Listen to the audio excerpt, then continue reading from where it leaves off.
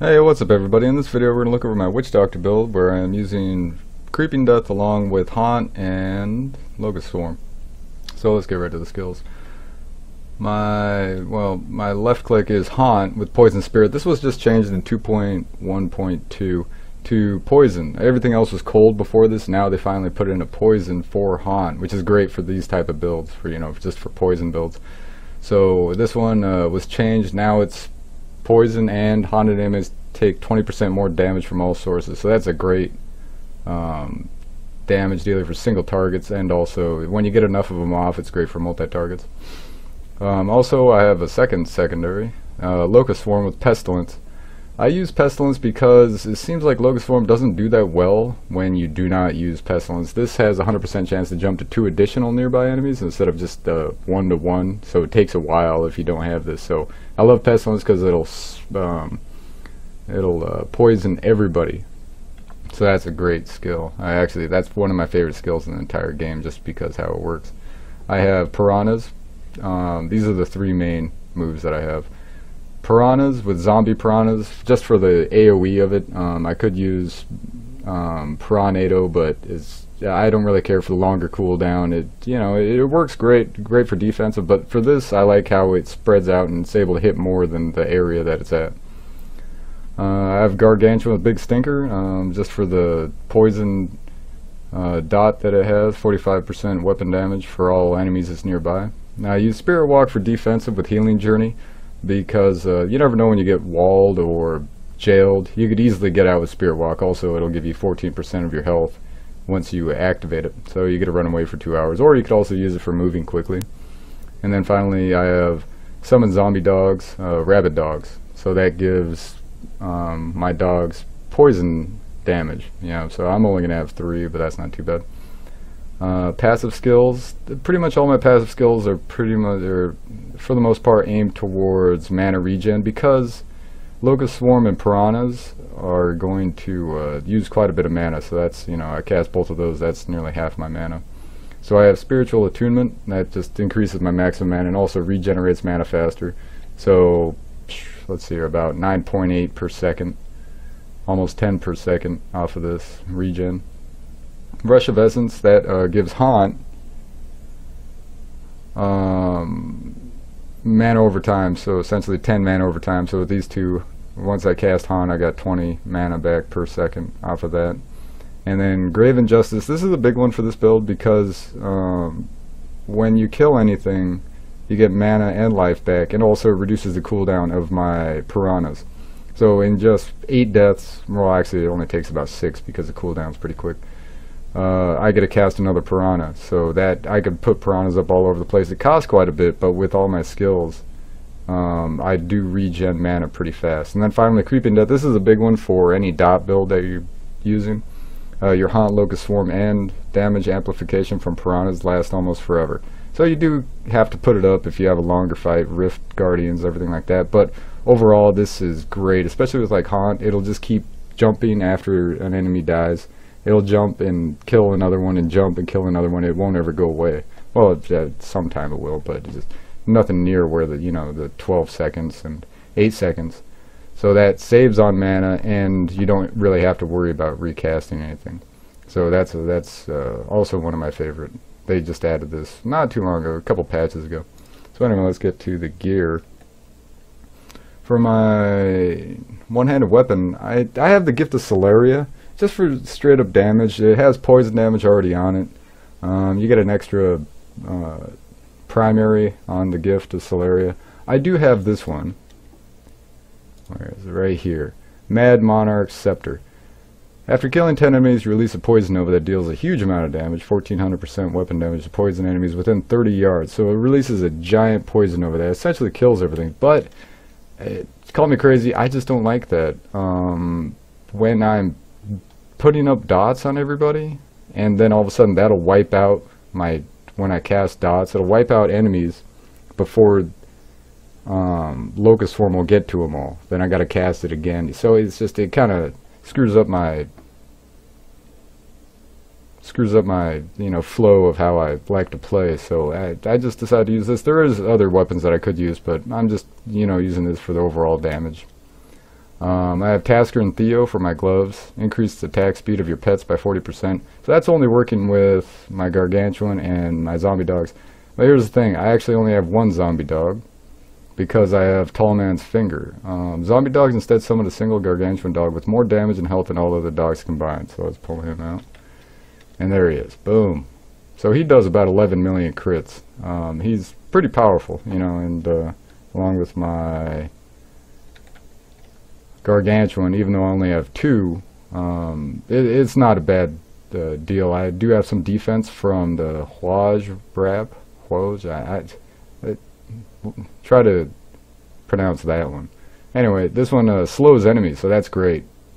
Also, I believe Haunt slows enemies too, if I'm not mistaken. It still retains the slowing effect of cold, even though it's poison. But with those two, it slows enemies down enough where I could run around pretty easily. And then finally, I got Quetzalcoatl. I hate this is such a bummer for videos because I can never pronounce half of this shit. Locust Swarm and Haunt now deal their damage in half the normal duration. So what this means is it doubles the damage of your skills. If you don't have Creeping Death, then Locust Swarm will last 4 seconds, Poison Spirit will last 6 seconds, but it'll do the full damage in that period of time. So this is a big one for this build. My offhand Thing of the Deep, really just I have this for the golden health pickup of 20 yards, which ties in with my Grave Injustice. So that's a 45-yard radius that if anything dies, it reduces my cooldown and gives me life and mana. So when I'm using Locust Swarm, when things are dying nearly off screen, way off, I'll still get mana back and it'll reduce the my cooldown and piranhas will go away very quickly. And then this is the only ancient that I have. This dropped. It just had better stats for intelligence and vitality resistance, so that's not bad. Otherwise, I do have some poison increasing from my necklace, wrists, and pants, so that's overall 49% increase in poison damage. And then my legendary gems, I have Pain Enhancer for the bleed damage that it does, about 700% bleed damage per second. And then my gem of God, 325% weapon damage every second. And then also it's at rank 25, so all enemies I poison take 10% increased damage. So that's a great one right there. And that's about it for my gears. Nothing special. Critical hit gems are pretty decent, 45%. I usually like to try to get this about 50%, but it's pretty tough to do that without taking a loss. Critical hit damage, a little low. I want it to be about 100%, but I did have to take some, see, as you can see, Tall Man's Finger kind of screwed me on that one. But the gem is better than 100% or 50% critical damage.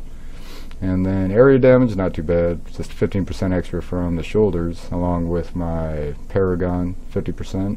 And then, as you see, poison damage, about half damage, so if I increase that, that'd be about 1.2 million poison damage. Sheet damage, it changes. And then nothing special about the defense. I'm only at about 8 million, so I'm kind of squishy. That's why I'm only doing Torment 4. I'm not ready for Torment 6 yet with this build. I could steal a few things for my wizard, but I don't really like doing that, so right now I'm just at Torment 4. And then my life per second, per hit, and per kill are all about the same. That's not too bad, you know. I regen pretty quickly. It's pretty decent. Also, your regen on life per hit while you're using dots seems to go pretty damn high. And also with Thing of the Deep, you pick up a lot of health orbs, so that's not too bad. You know, you don't have to run up to them. You'll just pick them up if they're on the screen. And then that's about it for the build. So let's go see what happens when I go kill stuff. So, I don't know. With the Witchdoctor, I think this is the dots, the poisons, is kind of the definitive build. And then all I do is spit some crap on everything, and then it just dies, as you can see. So I just run up, use Locust Swarm, start casting Haunt, and also Piranhas. So that's just the big three. I could use Piranhas from a distance. And then cast Locust Swarm, as you can see it spreads, and then just cast Haunt on everything. And then everything dies rapidly. Because of those legendary gems, it gives a huge boost to dot damage, so they're not only getting my poison damage, they're also getting the secondary poison damage and the bleed damage, you know, on crits. I'd probably have to do a lot of homework to figure out if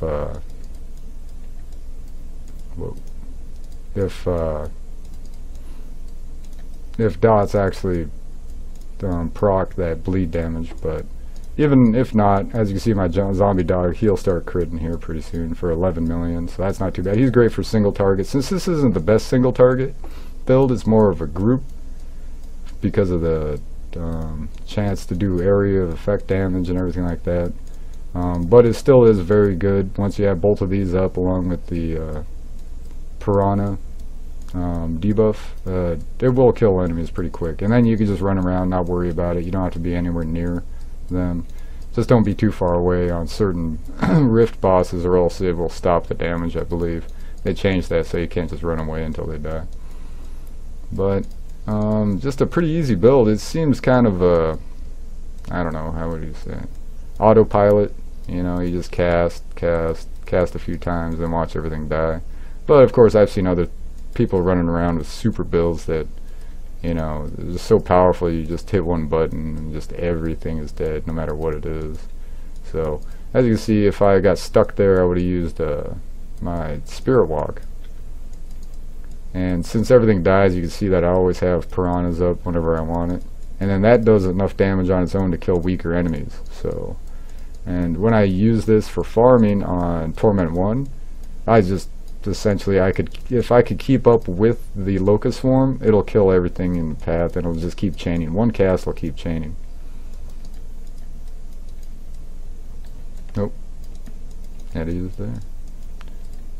And then my follower there is turning everything into chickens. That always helps. But I do have to dodge on Torment 4. Like I said, I am a little squishy, but it's not too bad, nothing crazy. Torment 6, I will get one-shotted. And then since I do have those cooldowns, I could use both piranhas and Spirit Walk as much as I really want, just as long as there's enemies around. A little tougher on single targets when you're, you know, tough bosses when there's no enemies, because you don't get that cooldown. But that's about it for my video. Thanks a lot for watching. If you liked anything that, or if you liked this video or anything that I have up on my channel, make sure to like and or subscribe. And this is my second video that I made for the evening. The third one will be cold damage, kind of along the same lines with different gear and different runes. You'll see how that works. Man, that was a wipe right there. But make sure to check out anything else on my channel and find something that you might like if you didn't enjoy this for some reason. So thanks a lot for watching, guys, and I'll see you next time.